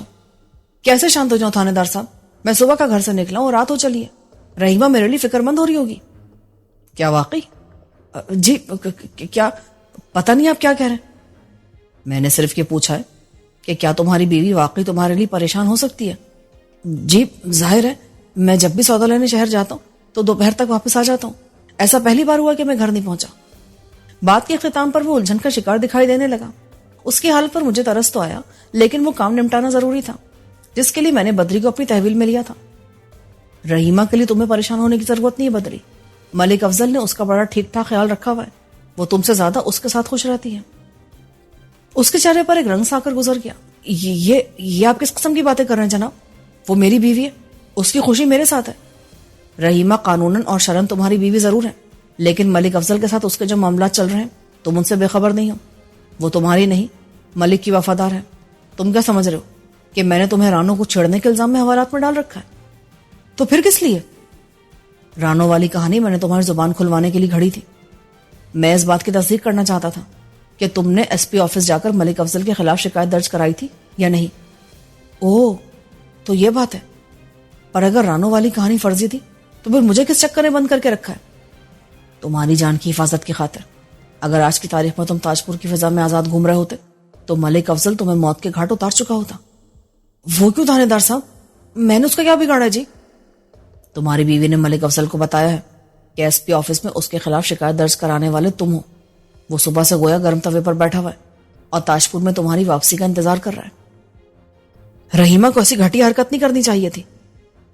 وہ عورت تمہارے بھروسے کا خون کر کے اس سے زیادہ گھٹیا حرکتیں کرتی پھر رہی ہے. میں بار بار ملک افضل اور رحیمہ کے غیر اخلاقی تعلقات کا ذکر کر کے تمہاری جذبات کو ٹھیس نہیں پہنچانا چاہتا بدری، لیکن وقت آ گیا کہ ملک افضل کو عبرتناک سبق سکھایا جائے. اس نیک کام کے لیے مجھے تمہارے تعاون کی ضرورت ہے. میں بھلا ملک افضل کے خلاف آپ کی کیا مدد کر سکتا ہوں تھانے دار صاحب؟ میں تو اس کے مقابلے میں بہت کمزور انسان ہوں. تم کمزور نہیں، مجبور اور بے بس ہو، کیونکہ گھر کی بھیدن لنکا ڈھاری ہے. تم چپ چاپ اپنے اندر کی آگ میں جل رہے ہو. اگر تم اسی روش پر قائم رہے تو وہ دن دور نہیں جب یہ آگ جلا کر تمہیں بھسم کر ڈالے گی. تو پھر میں کیا کروں؟ جب کتی چور کے ساتھ مل جائے تو بندہ گھر کی حفاظت کیسے کرے؟ اس کا طریقہ میں تمہیں بتاتا ہوں. اگر تم میری بات ماننے کے لیے تیار ہو جاؤ تو میں ملک افضل کو جیل کی دیواروں کے پیچھے پہنچا سکتا ہوں. کیا کرنا ہوگا مجھے؟ ایک سادہ کاغذ پر تمہیں انگوٹھا لگانا ہوگا. میں کچھ سمجھا نہیں جی. میں اس سادہ کاغذ پر تمہاری شکایت درج کروں گا، اور وہ بھی 1 ماہ پہلے کی تاریخ میں. اس کاغذ کے مطابق تم تھانے آ کر ملک افضل کے خلاف رپورٹ لکھاؤ گے کہ وہ شخص تمہاری بیوی پر بری نگاہ رکھتا ہے اور اس سے غلط کام کرنے کو کہتا ہے. ملک افضل کی طرف سے رحیمہ کی عزت کو سنگین خطرات لاحق ہیں. تم پولیس سے درخواست کر رہے ہو کہ تمہاری بیوی کو اس درندے کے شر سے محفوظ رکھا جائے. وہ شیطان موقع ملتا ہی رحیمہ کو برباد کر سکتا ہے. تم ایک فریادی بن کر تھانے آئے ہو اور قانون کی فوری مدد کے طلبگار ہو. یہ ساری باتیں تو بالکل سچ ہے تھانے دار جی، لیکن اگر عین وقت پر رحیمہ نے اس معاملے سے ناواقفیت ظاہر کر دی تو یہ منصوبہ فیل ہو جائے گا اور ملک افضل صاف بچ نکلے گا. میں رحیمہ کو مکرنے دوں گا اور نہ ہی ملک افضل کو بچنے کا موقع فراہم کروں گا. میں آج رات انہیں رنگے ہاتھوں پکڑوں گا. وہ کیسے؟ تم صبح سے غائب ہو. رحیمہ نے تمہاری واپسی کے انتظار سے مایوس ہونے کے بعد ملک افضل کو تمہارے غیاب کے بارے میں بتایا ہوگا. لہٰذا وہ اس کی تنہائی دور کرنے کے لیے یا تو تمہارے گھر آئے گا یا رحیمہ کو اپنی حویلی بلائے گا. تم میری بات سمجھ رہے ہو نا؟ جی تھانے دار جی، لیکن اس طرح تاج پور میں میری بڑی رسوائی ہوگی جی. تو کیا اس وقت رحیمہ نے اپنی حرکتوں سے پنڈ میں تمہاری نیکنامی کے جھنڈے گاڑ رکھے ہیں؟ کوئی تمہارے منہ پر آ کر بولتا نہیں تو اس کا یہ مطلب نہیں کہ اس نے اس معاملے کی طرف سے آنکھیں بند کر رکھی ہیں.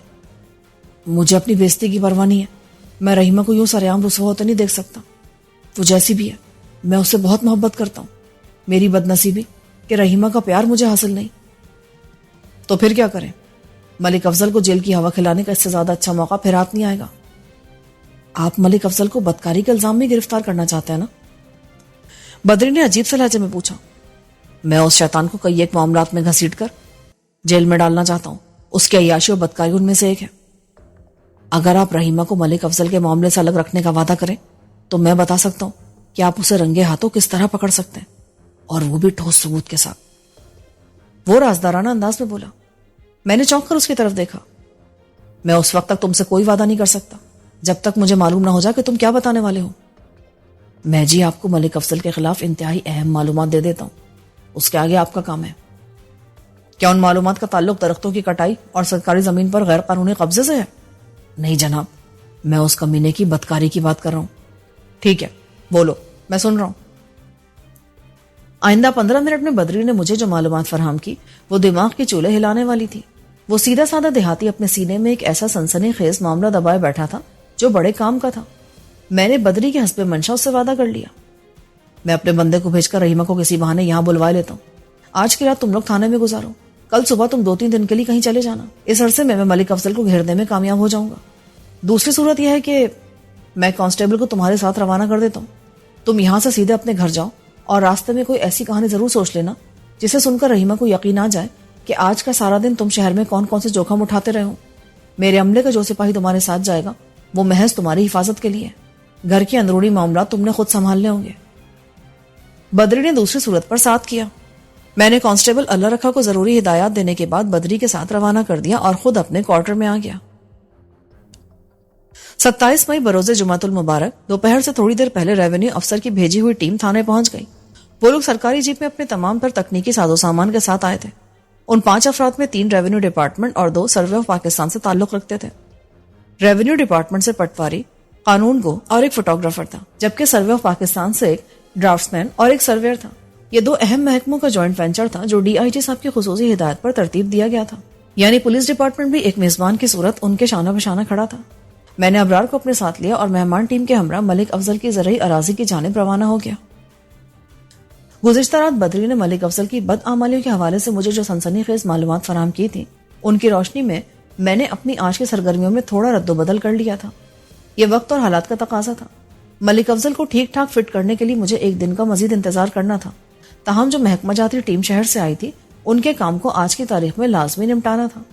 جلدی ہم جائے وقوع پر پہنچ گئے. ملک افضل کو بھی ہماری آمد کی اطلاع مل گئی تھی. وہ بھی اپنے بندوں کے ہمراہ آ گیا. اس نے شہر سے آنے والے دونوں محکموں کے افراد سے سلام دعا کی, لیکن مجھے کوئی لفٹ نہیں کرائی. وہیں پر مجھے کانسٹیبل اللہ رکھا بھی نظر آیا. اللہ رکھا کو میں نے پچھلی رات بدری اور رحیمہ کی حفاظت کے لیے بھیجا تھا. میں اللہ رکھا کو ایک طرف لے گیا اور پوچھا, ان دونوں میاں بیوی کا کیا حال ہے؟ خیریت سے ملک صاحب, مجھے پتا چلا کہ آپ یہاں ہیں تو میں آپ کو دیکھنے ادھر آ گیا. جب رات تم لوگ تاجپور پہنچے تو کیا بدری کی بیوی گھر کے اندر تھی؟ جی ملک صاحب, اس نے اس بات میں جواب دیا. میں نے بدری کو تھانے سے روانہ کرتے وقت اچھی طرح سمجھا دیا تھا کہ رحیمہ سے کسی قسم کی پوچھ تاچھ یا باس پرس نہیں کرنا. اسی امر کی تصدیق کے لیے میں نے اللہ رکھا سے پوچھا, میاں بیویوں کو لڑائی جھگڑا تو نہیں ہوا؟ بالکل نہیں جی, سب امن و امان رہا ہے. ٹھیک ہے, تم تھانے جاؤ, یہاں کے معاملات نمٹانے کے بعد میں بھی آتا ہوں. دونوں محکموں کے تجربے کار افراد نے وقوع پر پہنچتے اپنا کام شروع کر دیا. پٹواری اپنا رجسٹر اور دیگر اہم فائلیں ساتھ لایا تھا. پٹواری کی نشاندہی اور قانون گو کے تعاون سے سرویئر اور ڈرافٹ مین نے ملک افضل کی اصلی زرعی اراضی کو واضح کر دیا. کھیت مزدوروں کی مدد سے سرکاری زمین اور ملک افضل کے اراضی کے درمیان لگ بھگ 1 فٹ اونچی مٹی کی حد بندی بنائی جانے لگی. اس موقع پر ملک افضل کی بے قراری دیکھنے کے لائق تھی. تاہم اس نے کار سرکار میں کسی قسم کی مداخلت کرنے کی کوشش نہ کی. وہ چپ چاپ یہ غیر متوقع تماشا دیکھتا رہا. اس دوران میں ملک افضل 1-2 بار پٹواری کو ہجوم سے نکال کر تھوڑے فاصلے پر بھی لے گیا تھا. میں نے اپنے شکار پر خصوصی نگاہ رکھی تھی. میں نے دیکھا ملک افضل پٹواری کو کچھ سمجھانے کی کوشش کر رہا تھا. یقیناً وہ پٹواری کو یہ کارروائی رکوانے کے لیے کہہ رہا ہوگا, لیکن پٹواری کی نفی میں حرکت کرتی منڈی مجھ پر یہ واضح کر رہی تھی کہ وہ الٹا ملک افضل کو سمجھانے کی کوشش کر رہا ہے. ملک صاحب, میرے اندازے کے مطابق پٹواری کہہ رہا تھا, اگر یہ معاملہ میرے ہاتھ میں ہوتا تو میں خوش دلی سے آپ کی بات مان لیتا, لیکن اس کارروائی کے لیے بہت اوپر سے آرڈر آیا, میں مجبور ہوں. ابھی آپ بھی صبر و تحمل سے کام لیں, بعد میں ہم دونوں مل ملا کر کوئی راستہ نکال لیں گے. یہ میرا قیاس تھا جو 100% غلط نہیں ہو سکتا تھا. اگر یہ سب نہیں تو پٹواری نے اس سے ملتی جلتی باتیں ملک افضل کے بھیجے میں ڈالی ہوں گی۔ پٹواری کی نصیحت کے بعد وہ کافی شانت ہو گیا۔ عصر کی اذان تک سارا کام نمٹ گیا۔ قانون گو کے حکم پر سرکاری فوٹوگرافر نے کئی ایک تصاویر بھی بنائی جن میں سرکاری اور ملک افضل کی اراضی کو ایک دوسرے سے الگ واضح کیا گیا تھا۔ یہ دیکھ کر دونوں محکموں کے لوگوں کی حیرت کی انتہا نہ رہی کہ اس بدتنیت ملک افضل نے غیر قانونی طور پر کئی ایکڑ سرکاری زمین نگل رکھی تھی۔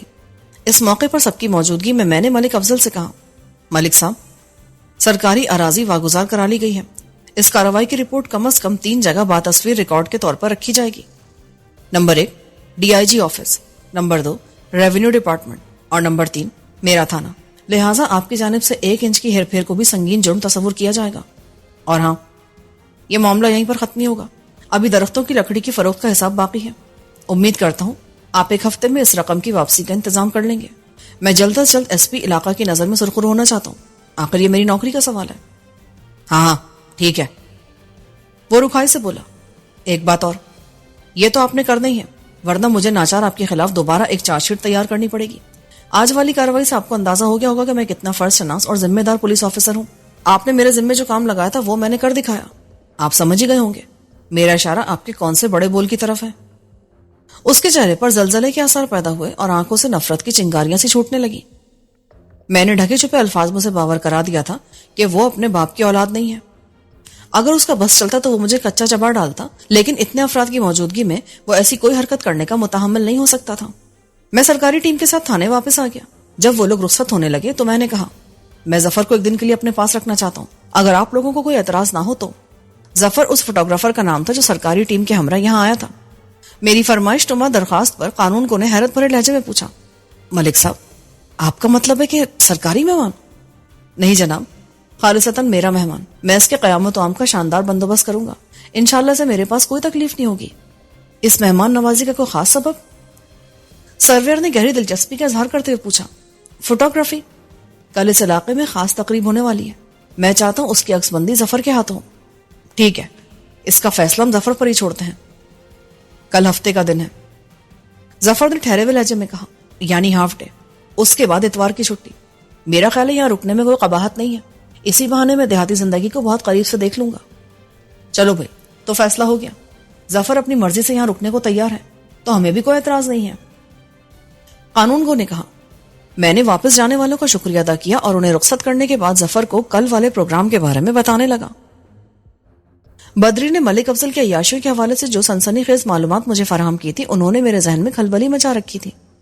میں نے اپنے طور پر ملک افضل کو چھاپنے کا ایک منصوبہ بنا لیا تھا، لیکن جب میں نے ظفر کو پیشہ ورانہ مہارت کے ساتھ فوٹوگرافی کرتے دیکھا تو میں نے اس سے پوچھا تھا، ظفر، اس وقت تو دن ہے، سورج کی روشنی چاروں طرف پھیلی ہوئی ہے جو تمہارے کام میں معاون ثابت ہو رہی ہے، کیا تم رات کے اندھیرے میں یا نیم تاریکی میں بھی اتنی اچھی فوٹوگرافی کر لیتے ہو؟ کیوں نہیں ملک صاحب، میرے بیگ میں فلیش لائٹ اور اس کی بیٹری بھی موجود ہے، اس وقت ان چیزوں کے استعمال کی ضرورت نہیں۔ بس اسی لمحے میں نے ظفر کو بھی اپنے منصوبے کا حصہ بنانے کا فیصلہ کر لیا تھا اور اس وقت وہ نائٹ فوٹوگرافی کے تمام تر لوازمات کے ساتھ میری ٹیم میں شامل تھا۔ ہمارے علاوہ کانسٹیبل اللہ رکھا اور کانسٹیبل رب نواز بھی اس خفیہ کارروائی کا حصہ تھے۔ حوالدار وزیر علی اور کانسٹیبل ابرار کو میں نے تھانے میں چھوڑ دیا تھا۔ رات کے 11 بج رہے تھے اور ہم سب نے ملک افضل کے ڈیرے کو اپنے گھیرے میں لے رکھا تھا۔ بدری نے بتایا تھا کہ ہر ماہ کے آخری ہفتے ملک افضل اپنے قریبی دوستوں کی ڈیرے پر دعوت کرتا ہے جو رات کے ابتدائی حصے سے شروع ہو کر اگلی صبح تک چلتی ہے۔ اس دعوت میں شراب، کباب اور شباب کے توسط سے ہر قسم کی عیاشی کی جاتی ہے۔ ملک افضل کے دوستوں میں بہت سے طاقتور لوگ ہیں، کوئی ان کے خلاف بولنے کی جرات نہیں کر سکتا، وغیرہ وغیرہ۔ آج 28 مئی بروز ہفتہ کی رات تھی جو کہ ماہ مئی کا آخری ہفتہ تھا۔ اس رات تاجپور کی تاریخ بدلنے والی تھی۔ جن با اختیار لوگوں پر ہاتھ ڈالنے کی کوئی جرات بھی نہیں کر سکتا تھا، میں نے آج انہیں بری طرح ذلیل و خوار کرنا تھا۔ ملک کا ڈیرا حویلی سے تھوڑے فاصلے پر کھیتوں کے درمیان بنا تھا جہاں اس وقت وہ اپنے ہم قماش دوستوں کے ساتھ مادر پدر آزاد خرمستیوں میں مصروف تھا۔ میں نے ظفر اور دونوں کانسٹیبل کو ان کا کام اچھی طرح سمجھا دیا تھا۔ ڈیرے کے داخلی گیٹ پر ملک افضل کے 2 نمکخوار موجود تھے۔ میں نے انہیں کوئی ایفیشنسی دکھانے کا موقع نہیں دیا۔ مجھے دیکھتے ان میں سے ایک نے ڈیرے کے اندرونی حصے کی جانب دوڑ لگا دی۔ اغلب امکان اس بات کا تھا کہ وہ ملک افضل کو پولیس کی آمد سے باخبر کرنے کا ارادہ رکھتا تھا۔ میں نے بجلی کی سی صورت سے حرکت میں آ کر اس کے ارادوں کو خاک میں ملا دیا۔ دوسرے ملازم کو کانسٹیبل رب نواز نے قابو کر لیا۔ ہم نے ان دونوں کے ہاتھوں میں آنی زیور پہنا دیا۔ اس دوران میں ظفر نے ہماری کارکردگی کو کیمرے کی آنکھ میں محفوظ کر لیا تھا۔ کتنے آدمی اندر؟ 4۔ ایک اپنے ملک صاحب ہیں اور 3 ان کے دوست. اور عورتیں؟ 2 ہیں جی. کیا دونوں مقامی ہیں؟ کیا مقامی عورتیں دونوں؟ نہیں جناب, شہر والے مہمان ان عورتوں کو اپنے ساتھ لے کر آئے ہیں. اگر تمہاری ایک بھی بات غلط نکلی نا تو میں ادھر ہی تمہیں گولی مار دوں گا. ہم بالکل سچ کہہ رہے ہیں جناب, اگر آپ کو ہماری بات کا یقین نہیں آ رہا تو خود اندر جا کر دیکھ لیں. وہ تو میں دیکھ ہی لوں گا, اس نیک کام کے لیے مجھے تمہاری صلاح کی ضرورت نہیں ہے. میں نے ان دونوں زیر حراست ملک افضل کے بندوں کو اللہ رکھا کے سپرد اور ظفر اور کانسٹیبل رب نواز کی میت میں ڈیرے کے اندر داخل ہو گیا. ظفر, مجھے جو بھی کرنا ہوگا وہ میں رب نواز کے تعاون سے کرتا جاؤں گا. تم نے اپنے کام سے ایک لمحے کی بھی غفلت نہیں برتنی. وہ کمبخت ڈیرے کے پچھلے حصے میں بنے کمروں میں ہے. سمجھ گیا ملک صاحب, آپ بے فکر ہو جائیں. ڈیرے کے عقبی حصے میں 4 دیواری کے اندر ایک قطار سے 3 کمرے بنے ہوئے تھے, جن میں سے 2 کمروں کے اندر دھیمی روشنی نظر آ رہی تھی. وہ بد کردار لوگ 3 افراد کی ٹولی کی صورت میں انہی 2 کمروں میں غیر نصابی سبق یاد کر رہے تھے. ہم نے آنن فانن میں ان پر دھاوا بول دیا. وہ لوگ ایسی کسی ہنگامی مداخلت کا تصور بھی نہیں کر سکتے تھے, اور وہ بھی پولیس کارروائی کا. جب تک وہ 6 کے 6 صورتحال کی سنگینی کو سمجھ پاتے, ظفر نے ان کی کئی ایک شرمناک تصاویر بنا ڈالی. اس کے ساتھ ہی وہ یک اندھیرے کا حصہ بن کر انسانی آنکھ کی پہنچ سے بہت دور نکل گیا تھا. غیر اخلاقی سرگرمی میں مشغول ان 6 مرد و زن میں ملک افضل کے علاوہ ایک اور شناسا چہرے کو دیکھ کر میں چونک اٹھا. بے ساختہ میرے منہ سے نکلا, ارے سر, آپ یہاں؟ صفدر حیات, یہ کیا تماشا ہے؟ تم ہماری تصاویر کیوں بنا رہے ہو؟ لاؤ کیمرہ مجھے دے دو. کون سا کیمرہ سر؟ میں نے اپنے دونوں خالی ہاتھ اس کے سامنے لہراتے ہوئے مصنوعی حیرت سے کہا. میں بھلا آپ کی تصاویر کیوں بناؤں گا؟ میں تو اپنے سپاہی کے ساتھ ادھر سے گزر رہا تھا کہ میں نے خود اپنی آنکھوں سے فلیش لائٹ چمکتے دیکھی ہے. سر, مجھے لگتا ہے آپ نے کچھ زیادہ ہی چڑھا لیا. اگر میں آپ کا فوٹو کھینچ رہا ہوتا تو میرے پاس اس وقت کیمرہ ہونا چاہیے تھا. اوہ, شاید تم ٹھیک کہہ رہے ہو. تھانے دار جھوٹ بول رہا ہے جناب.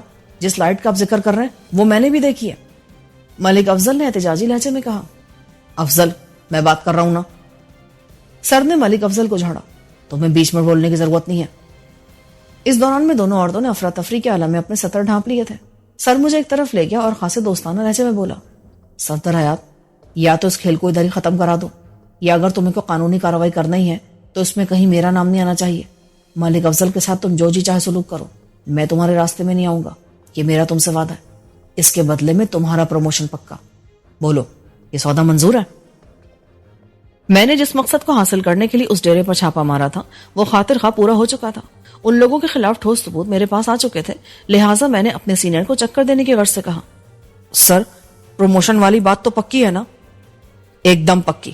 میں 1 ماہ کے اندر تمہیں انسپیکٹر سے ڈمی ایس پی بنوا دوں گا.